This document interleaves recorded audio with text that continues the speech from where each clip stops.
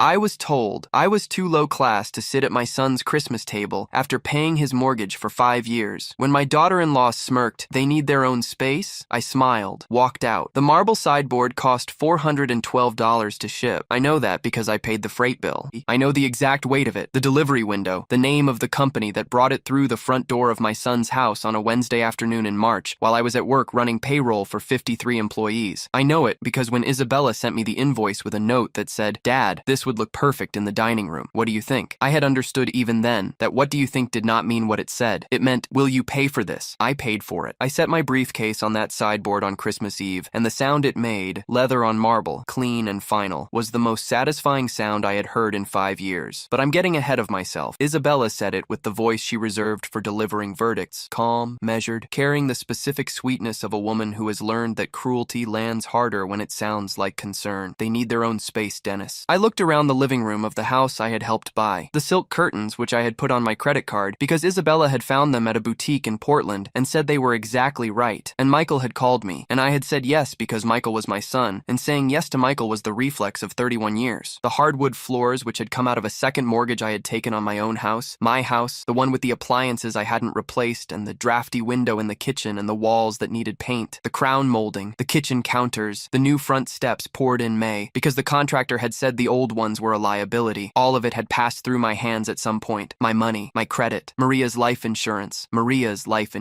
I stood in the living room of the house I had funded with the money my wife had left me when she died, and I thought about that for a moment before I trusted myself to speak. My son Michael sat across from me and rubbed the back of his neck. He has done that since he was 9 years old. A tell. The gesture of a boy who knows he has done something that doesn't hold up and is trying to find the posture of a man who has made a reasonable decision. "Dad," he said, "please don't make this harder than it has to be." I pushed myself to my feet. I am 67 years old. I built a tile and flooring business from a truck and a license, and 32 years of showing up before sunrise and leaving after dark. I have laid more tile than most people will ever walk across. My hands show it. My back shows it. My savings account used to show it before I spent 5 years transferring the accumulated evidence of a working life into a house in Kendall Yards where I was now being told, the week before Christmas, that I was not welcome at the dinner table. I walked to the door. "Son," I said without turning around, "tell Isabella's parents I said Merry Christmas." Then I left. Let me tell you about Maria first. Because Maria is the reason I kept saying yes, and Maria is the reason that the night I finally said no felt like the first fully honest thing I had done in 5 years. Maria Elena Reyes married me in 1985 in a ceremony at St. Augustine's that cost $800 and was attended by every person who mattered and none who didn't. She was 24. I was 25. She was the daughter of a man who had come to this country with $40 and a trade, who had worked cleaning offices until he saved enough to open a restaurant that eventually employed 11 people, and she had inherited from him the specific quality of a person who understands that dignity is not a gift you receive, but a standard you set with your own hands and maintain, regardless of who is watching. She cleaned houses for the first 7 years of our marriage. Not because we couldn't eat without it, we could by then, the business was finding its feet, but because she was the kind of woman who considered idle hands a problem, and who had clients who depended on her, and who did not abandon people who depended on her. She was better at that job than most people are at any job. Thorough, reliable, possessed of the specific professional pride of someone who considers the quality of the work its own justification. She stopped when Michael started school. She became, by gradual self-directed education, an expert in small business accounting, and she ran the books for my company for 22 years, with a precision that our actual accountant, Ed Garza, described at her funeral as the best-kept business records I've ever had the pleasure of auditing. She died of ovarian cancer in 2018, 14 months from diagnosis to the end, which is its own particular cruelty. Long enough to exhaust hope without being long enough to exhaust grief, because grief doesn't exhaust, it just changes shape. Michael was 31 when she died. He and Isabella had been together for 2 years. They were not yet engaged, but the trajectory was clear, and Maria, who saw people clearly and without the distortions that love or wishfulness impose, had said to me 3 months before the end, when we were alone and she still had the energy for the conversations that mattered, "Dennis, watch Isabella carefully after I'm gone." I asked her what she meant. "She has a way of measuring people," she said. "Everyone she meets goes on a scale. What they have, what they can offer, whether they're worth the effort of the relationship." She paused. "You're going to be very valuable to her for a while. While you're valuable, you'll be welcome. The question is what happens when that changes." I told her she was being too suspicious. She smiled. She had a smile that Maria, the particular smile of someone who knows they're right and has decided not to press it. "I hope so," she said. She was not. Michael and Isabella married 10 months after Maria's funeral. I gave a toast at the reception that I had written and rewritten 4 times, trying to find the version that was honest without being heavy, that acknowledged what was absent without making the evening about absence. I think I managed it. People cried in the right way, the way that honors rather than burdens. Isabella looked beautiful. Michael looked happy. I wrote a check for $35,000 as a wedding gift because it was what I could do and because it was what Maria would have done and because making my son's life better had been the project of my adult life, and I did not know yet that the project was going to take a form I hadn't anticipated. They found the house in Kendall Yards 14 months after the wedding. Michael called me on a Tuesday evening. The specific quality of excitement in his voice that I recognized from his childhood, the voice he used when he had found something he wanted and was working up to the ask. The house was $380,000. Their combined income could carry a mortgage of roughly $280,000 comfortably. The gap was $100,000. They had savings of $53,000. Dad, he said, I know it's a lot to ask. I said, how much do you need? He told me. I said yes. I said yes because he was my son. I said yes because Maria was gone and the money I had not spent on her illness because she had insisted on sensible medical decisions and had refused to let us spend into nothing. That money was sitting in accounts that felt like obligation, like something I owed forward. I said yes because I was 62 years old and the business was doing well, and I thought, what is money for, if not for this? The down payment was $47,000 from my accounts. The monthly mortgage assistance, $2,800, charged against my account by automatic transfer, first of every month, began in February. It did not end until I called Jennifer at the bank and canceled it 31 months later. The first sign was the curtains. I have told you about the curtains. The second sign was Christmas the first year. I was invited. They wanted me there. Isabella had decorated the house, not yet fully furnished, but decorated with the specific effort of a woman who considers her home a statement and wants the statement to be coherent. She greeted me at the door with the warmth she deployed when she wanted something, which was a real warmth. I want to be fair about this. It was not performed. She genuinely liked me when she found me useful, and in that first year she still found me very useful. Isabella's parents joined us for Christmas dinner. Claudio and Renata Ferretti, her father a retired bank branch manager, her mother a former language teacher, both of them possessed of the specific bearing of people who consider themselves cultivated and are not wrong exactly, but who confuse cultivation for class in the way that people often do when they have had education but not experience. Claudio shook my hand at dinner and asked what I did. I run a flooring business, I said. Tile primarily, residential and commercial. He nodded in the way of a man categorizing information. And before that, he said. During that, I said, I built it from scratch. I've been running it for 32 years. Of course, he said. He moved the conversation elsewhere, to Isabella's professional accomplishments, to Michael's position at the architecture firm, to something he had read in The Economist. I sat at the table and ate the dinner and drank the wine and thought, Maria was right. He is measuring. I told myself it was one dinner. The third sign came in the spring. Isabella asked me, over a phone call conducted with the specific pleasantness she used for asks she considered delicate, whether I would be willing to contribute to a kitchen renovation. The existing counters were original to the house. Laminate, functional, fine. She had found quartz counters she loved. The quotes were running between $14,000 and $18,000. I said I would think about it. I thought about it for 2 days. I called Michael. Is this something you need? I asked. Or something you want? He was quiet for a moment. Then, Isabella really loves the house, Dad, and the kitchen is her space. I think it would mean a lot to her. I paid for the counters, $18,000. The highest quote, because Isabella had said the lower grade quartz had visible patterns she found distracting. The fourth sign was the roof. July of the second year. True emergency. A section of the original roofing had failed during a heavy rain, water damage in the upstairs bedroom. The repair estimate was $11,400. They didn't have it. I did. I wrote the check without being asked to write it because it was a genuine emergency and because my son was my son and this was the house I had helped buy and I considered its integrity partially my responsibility. I told Maria's photograph that night. I do that. I tell Maria things, the way you tell someone things when you have been telling them everything for 33 years and the habit is stronger than the absence. I paid for the roof, I said. The photograph said nothing, which is exactly what Maria would have said when she was waiting for me to hear myself. The fifth sign was the first Christmas I was not invited. Year 3. Michael called in November. Dad, this year we're doing Christmas with Isabella's family. Just the 4 of us. Her parents are visiting for a couple weeks. Of course, I said. I understand. We'll have you for New Year's. New Year's dinner was pleasant. I was gracious. I brought wine and a gift for the house. A cutting board Maria would have chosen, solid maple, the kind that lasts. Isabella accepted it with the warmth she used when she had calculated that warmth was appropriate. I drove home at 9 o'clock and sat in my kitchen and looked at the drafty window and thought about the automatic transfer that had gone out on the 1st of December, as it did every month. $2,800, 41st of 57 payments completed. 31 months of not being invited to Christmas. 31 months of automatic transfers. I opened a manila folder. I had started keeping the folder in year 2, not because I knew what I was building toward, but because I am a man who ran a business for 32 years and knows that the documentation of financial transactions is not optional, that the records are the evidence of what actually happened rather than what people later claim happened. Ed Garza, my accountant, 40 years in private practice, a man I trusted absolutely, had suggested early on that I maintain records of any financial support I provided to family members. Not because you're planning anything, Ed said, but because money in families becomes unclear very fast. Records keep it clear. I had kept it clear. By the third Christmas I had not been invited to. The folder was substantial. Bank statements highlighted. Payment confirmations. The mortgage assistance schedule. The renovation invoices. The roof repair. I ran the total on a Tuesday evening in November. Mortgage payments, $168,000, 41 months at $2,800, plus the initial contribution to the down payment. Down payment contribution, $47,000. Kitchen renovation, $18,000. Roof repair, $11,400. Furniture contributions, property taxes I had covered during a lean month the previous spring, the water heater replacement in August, the landscaping Isabella had asked me to fund for a garden party she was hosting, various amounts documented, totaling just over $24,000. Grand total, $268,400. I looked at the number for a long time, not with anger, not yet, with the specific clear-eyed assessment of a man who has spent 32 years running a business and understanding that numbers do not lie, and that what the number said was this: $268,400 of Maria's life insurance and my retirement savings had gone into a house where I was not welcome at Christmas dinner. Maria had cleaned houses. She had been precise about her books. She had built something from $40 and a trade, and left me what she could when she went. This is what had happened to it. I closed the folder. I made dinner. I ate alone. I washed the single dish and set it in the rack and stood at the kitchen window looking at the backyard Maria had planted in 2009, which I had not maintained the way she maintained it, which had gone partly to seed in the years since she died because some things require the specific person who understood them. The automatic transfer went out on December 1st. The phone call that ended it happened on a Wednesday evening at 8:47 p.m. I know the time because I checked it afterward, when I was trying to understand what had just happened, when I was standing in my kitchen with my hand on the counter and my phone on the tile, and the specific kind of quiet that follows something that cannot be taken back. Isabella called. She was using the voice she used when she had decided to say something she would normally not say. The slightly elevated quality of someone who has had enough wine to dissolve the calculation that usually governs them, who has decided that tonight she will say the actual thing. I had been told we were not coming to Christmas again this year. Michael had delivered this news the previous week with the neck rubbing and the averted eyes. Isabella's parents were visiting. It was a family time. He hoped I understood. I had said I understood. Isabella apparently felt that understanding required clarification. Dennis, she said, I want to be honest with you. All right, I said. My parents are educated people. They expect a certain level of conversation at the table, current events, literature, the arts, and I find myself wondering, a pause, calibrated. What exactly would you contribute? Stories about laying tile? I gripped the counter with my free hand. 32 years of business, 53 employees at peak. A payroll I had run without missing a week since 1991. A company that had paid health insurance,